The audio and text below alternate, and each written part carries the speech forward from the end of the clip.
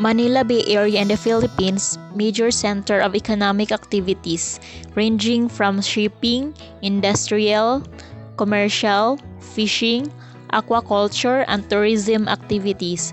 With the various development taking in and around the bay, the natural environment is facing threat from different factors: overpopulation, population from land and sea-based sources, over and illegal fishing, uncontrolled development, loss of habitats, and decreasing resources.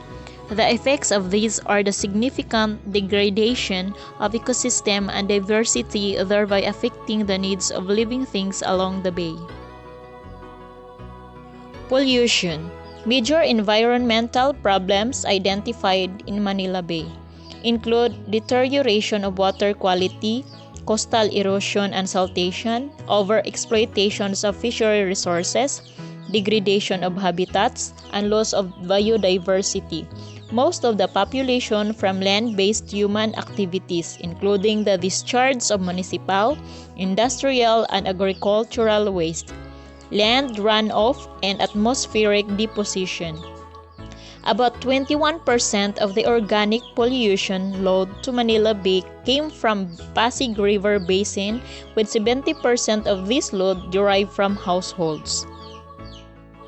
Strategy. The multi-sectoral Manila Bay Coordinating Committee adopted the operational plan for the Manila Bay Coastal Strategy, the Manila Bay Oil Spill Contingency Plan of Bataan, and the Integrated Environmental Monitoring Program or IEM. Bay Rehabilitation. So there are three phases of Manila Bay Rehabilitation. The first one is clean up, water quality improvement. Clean up and designated estuaries and waterways. Reduce fecal coliform level and toxic discharges from houses and establishment by causing connecting to existing STPs and requiring STPs for government commercial. Inspect and repair leaks in old sewer lines. Provide temporary sanitation facilities to informal settlers residing along estuaries and shoreline pending relocation. Implement solid waste management, and starting planning for relocation of informal settlers. Phase 2. Rehabilitation and resettlement. Rehabilitation on old sewer lines in NCR.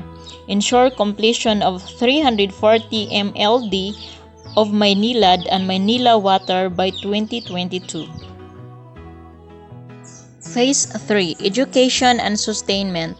Continuing education of citizens to protect the gains, sustained law enforcement and monitoring, fast-tracking earlier completion of the sewerage system in Metro Manila from 2037 to 2026.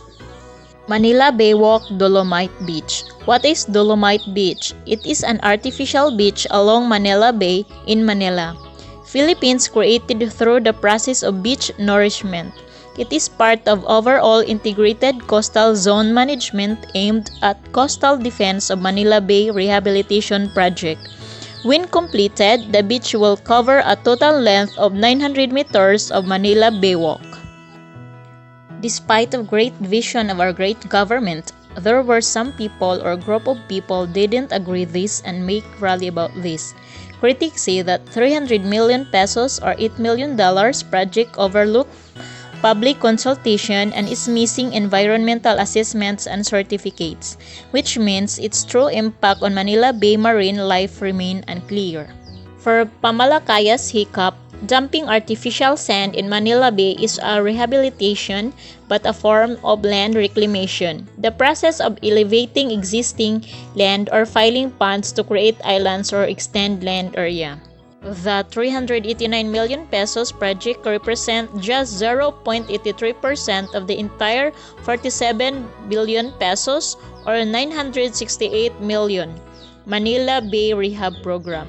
The potential for large-scale corruption, derelictions of duty, and ecological harm is completely unacceptable in this time of pandemic crisis.